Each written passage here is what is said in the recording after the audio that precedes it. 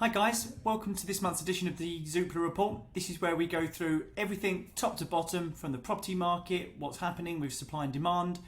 Is there going to be a crash? Is it going to be a bit of a recovery? What's happening with mortgage rates? And of course, where are the best places to put your money? So look, without further ado, let's dive in. The first thing that we're getting asked on a constant basis is, of course, is the market still going down? Is it going to carry on? When's it going to end? What do we do? Do we wait? Do we buy now? There are a lot of unanswered questions, and of course, whilst we don't have a crystal ball, we can give you a bit of really good guidance in terms of what to do and what not to do. The first thing that you shouldn't be doing now is buying at the price that's advertised. That's the first thing. The first and foremost that everybody does that tends to be a mistake is they go and they put an offer in, the vendor doesn't budge, and they then go and pay the asking price. Simply wait. That's my first bit of advice that I would do. And we'll come on to why in a bit, but let's sort of delve into the exact facts and figures. So as we sort of head to this report here, you can see that the house price growth is actually slowing. We're still year on year 5% up, but the reality is that we've started to see the market wane slightly since probably the mini budget at the end of September, beginning of October. But we're still up year on year. In terms of if we change that and we took it over the last 5 months, we would see a different picture. We would see that the house prices are actually falling. But again, not by much, not too dramatically. We're only 4.5% below where we were at the peak. Again, we'll come to that in a bit. Intriguingly here, what you've actually got is a 4.5% discount that people have to give to achieve an actual sale. So what we're seeing, especially in the residential market, which is more typically what this Zoopla market report tells you, is the reality is from where people have their prices fixed, you're now looking at probably a 4.5% discount that they have to offer to get that sale agreed. And again, what does that mean? Well, that means probably on average £14,000 off of the typical average house price. But that might sound pretty terrible, but the reality is if we take it, and we'll come to this more in detail later, if we take it the fact that the house prices went up on average by 42,000 during the period of sort of 2020 to 2023 or end of 2022, actually 14,000 is not too dramatic at all. It's only a 33% discount of what you made in the last 2 years anyway. So it's not actually a major thing. It's just a slight correction, what we've been seeing. But look, let's dive in. So you've got the annual house price inflation has slowed, as we said, to 5.3%, down from 8.6%. You've got buyer demand and sales volumes are actually 20 to 50% lower than a year ago. But, and this is the key, we're still ahead of what we were previously. So if we take the normality, if we take the normal times, which was 2017 to 19, we're still ahead of what we were at that point in time. Now that's key. What we saw between 2020 and the end of 2022 isn't going to be repeated. You know, we saw unprecedented growth in the property market. We saw this, fashion, this need for space. And then of course people were then selling space and coming back into the city centres. There was a huge amount of activity. And of course, on top of that, we had the stamp duty relief. So we're not going to see those times again. So we just have to go back and compare it to the normal times. And the normality is we are still ahead of where we were from 2017 to 2019. And again, like we said, sellers are now accepting a 4.5% discount on the prices. But what we say to everyone is they were overinflated from the first place. So what you'd have estate agents do is you had someone that goes in and they do a valuation, and that house might sell for example, 500,000. What an estate agent would go and do is they'd say, you know what, we think we can get 550 for it. Of course, what does the seller want? They want more money, so they always go with the estate agent that gives them the best valuation. When actually that estate agent is just chancing their arm, and what do? They put it on at 550. They don't get any bites, so they start to reduce it, and that's where Rightmove actually gives you these figures from. So people are actually discounting by 4.5%, but they were simply just overinflated at the beginning.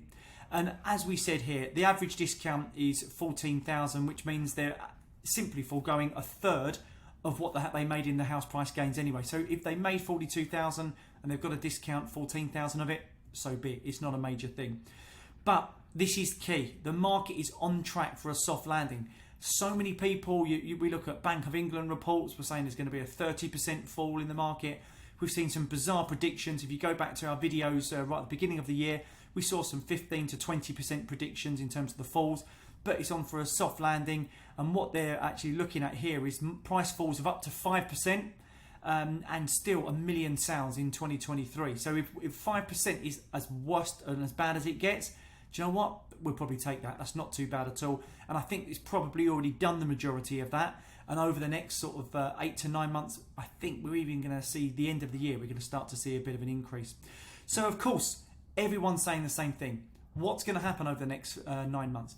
Is the market going to fall, or are we going to see a slight recovery? Well, I'll give my opinion first, and then we'll sort of go into the facts and figures. I think from now until the end of the year, we are going to start to see a slight recovery. And why I think that is because the reality is people get adjusted to the new normal. The new normal is going to be higher mortgage rates, but they're not as high as what they were back pre-December. We're not looking at 6%, 7% mortgage rates. We're looking more about the 4% and just shy of that, sub 4. So what we are actually seeing is a new normality, which is around about 3.5% to 4%. And I think we'll start to see them decrease very slightly towards the end of the year in terms of the mortgage rates. We might even see 3.25 to 3.5. People can afford that. People have been stress tested up to the 7% mark, so the affordability levels are there. It's going to be a squeeze, don't get me wrong. People, don't voluntarily pay double their mortgage percentage rate, but the reality is that's where we are. People are going to continue to buy. They're going to continue to be able to afford that mortgage rate. So what does that mean? House prices will be pretty static, and I still think that we'll see maybe 2 to 3% increase. As I've been saying the last couple of months, I still think we're going to see that factored in. Now look, what you've got two opposing views here. If we delve into the report a bit, you can see that you've got your glass half empty view, which is to say year on year we're down. We can't get away from that. But if you've got 1 or 2 or 3 hyperinflated years, you can't compare it to that. You've got to compare the housing market to a long term. We're not in the stock market game here. We're not saying, what is it compared to a year ago if we made 50, 60%. It's not about that. The reality is let's look over the last decade. And although that we've had 2 anomalies in terms of house price increases, 2 years of anomalies, the reality is we're still well ahead of what we were in 2017. And for me, that's the key. That's why I think that we're still really confident in the way that this property market's going to go. Now, let's have a look at the supply and demand. Now, this is key as well. Is demand going to outdo supply this year, or is supply going to outdo demand? That, again, weighs heavily on the sentiment of the property market. We had a really tightening of supply. A number of reasons. First of all, house builders in the pandemic, they down tools. Simple as that. We've then had the cost of materials rise dramatically. So again, they didn't start to put a spade into the ground.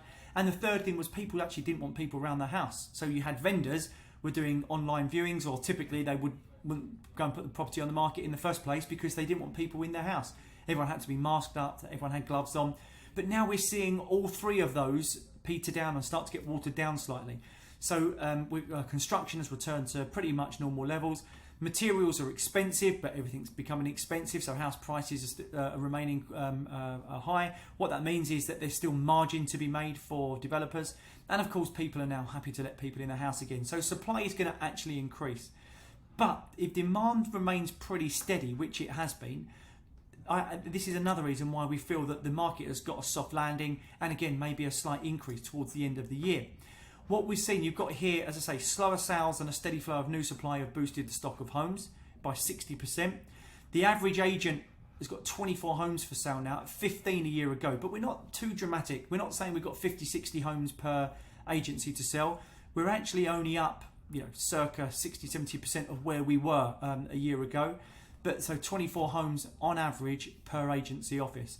So again, that's why I feel that although the supply is returning, we're not having an oversupply of where we were. Yes, we're better than where we were a year ago, but we're not having this oversupply which is going to flood the market. We're still years away from anything like that occurring. And again, you've got activity levels as well. A couple of things that we always say is how much activity do we have in the property market?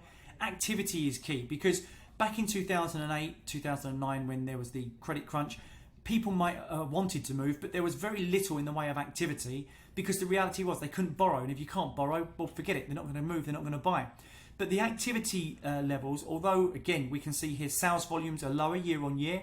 Again, we're ahead of where we were in the pre-pandemic levels. Because why? Well, high mortgage costs have less of an impact on demand in lower value markets. And in contrast, the sales volumes in the Midlands and the Southern England are up 9%, lower compared to the pre-pandemic period. So what you can actually see is the higher house prices here, which they've grown fast over the last couple of years, that's having a greater impact on buying power. So what we're actually seeing is places like London, ironically, so you've got sales of 4% above their pre-pandemic levels, is because that's now, although it's not an affordable market, the reality is that doesn't actually dramatically affect too many people. At those kind of levels, the increase in interest rates or the cost of living crisis, that doesn't affect those kind of people who are buying the 2, 3, 4, 5 million pound houses. So actually, the reality is it makes the capital appear a lot better value for money, simply because the prices in London have always been held pretty low. But now we're starting to see them push slightly, and that's going to increase the average property price because London has a far more weight to carry. And again, this is key as well. What do you have to lower your prices on the property for? Or how much discount do you have to give to actually make it sell? Well, sales volumes have recovered. Sellers are having to accept larger discounts, as we said at the beginning. They're looking at 4.5% discount to actually achieve a sale. So if you've got a £400,000 property there, you're going to have to knock off roughly £16,000 to £20,000 to get that through the door. That's the reality of it. But people are willing to do that because they've made such a great amount of growth over the last couple of years. They're not worried about discounting it slightly in comparison. As we said, put it into context, you've got £42,000 growth. You're actually only having to discount it by £14,000 to actually achieve that particular sale. So what do we think is going to happen in the property market? Do we think there's going to be a major crash still? Do we think there's going to be a recovery? Do we think it's going to be static? What do we think is going to happen? Well, Zoopla thinks there's going to be a soft reset in the property market. The transition has changed. Initially, it was a seller's market. We're now seeing that change over to a buyer's market. And that's being accompanied by a nationwide repricing, as we know.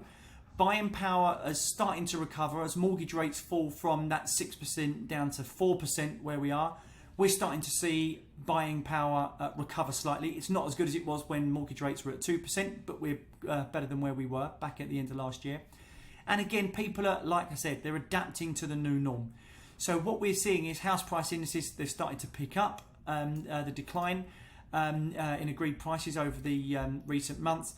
What we're seeing is now we're looking at the annual rate of inflation is still 5.3% up. But if we just isolate it and go from October until now, you're probably looking at about a 4.5% to 5% discount in terms of a lower in terms of the prices.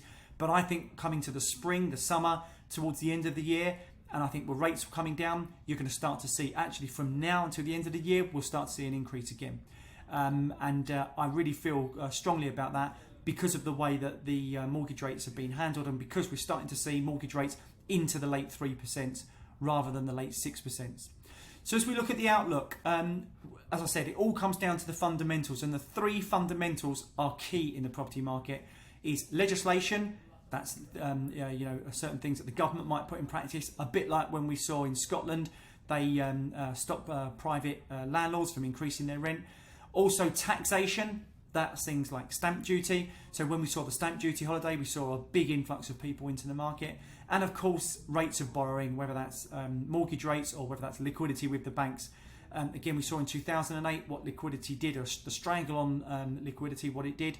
But of course, if we take those three things, the legislation, the taxation and the rates, the reality is we're coming back down to a bit of normality now. So I think we're not going to have any dramatic change in those over the coming months. And that's going to mean a better foundation for the property market and a lot of growth. But what we are seeing is first-time buyers sitting on their hands. So what does that mean for you as an investor? It can mean great opportunities because the more they sit on their hands, the more they rent. Then, of course, you have more people graduate and that puts more pressure on the rental market. Anything like that will just keep increasing the demand for rental property, and you can actually start to increase the cost of your actual flat. So what happens? It's like this vicious cycle, because if you're asking for a £1,000 rent and someone goes along and pays that, but they're putting £500-600 aside every single month for their own property, well, the moment you have more renters that come to that market, well, what happens? Well, it's actually pretty straightforward. More renters come to that market, so therefore you can actually say, I'm going to increase my rent by 20%, which has been taking place. So the person that's now putting aside £500 a month, they're now actually only putting aside £300 a month. So it's going to take them longer to save. So what do? They rent for longer. And of course that puts more pressure on the rental market, so people start to say, well actually the rent's going up to 1,300, and then again that person is now only putting aside £200 a month.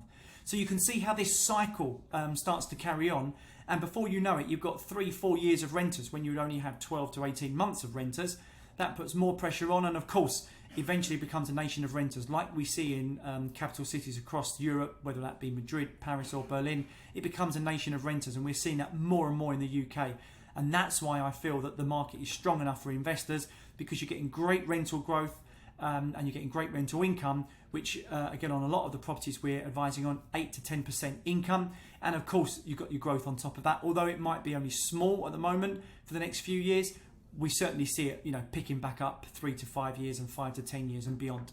So let's have a look at the cities where we are advising, and how many of ours have we got in the top 10. Well, we advise, as you know, in Birmingham, Nottingham, Manchester, Liverpool and Leeds and Sheffield, and all 6 of those are in the top 10. So Nottingham's coming out top with the annual house price change increase.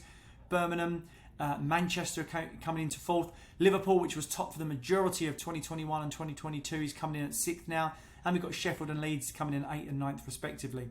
So all in all, guys, we'll say, look, if you're looking to buy something from an investment perspective, rule number 1, make a bid. Don't expect anything too dramatic. Don't start to expect 25 to 30% discounts. Not going to happen. If you get 10% discount, you're lucky. If you get 5, that's probably about right. But that's the kind of what you should expect. Secondly, buy city centres. The key to this game is buying in places that are going to be long-term stable.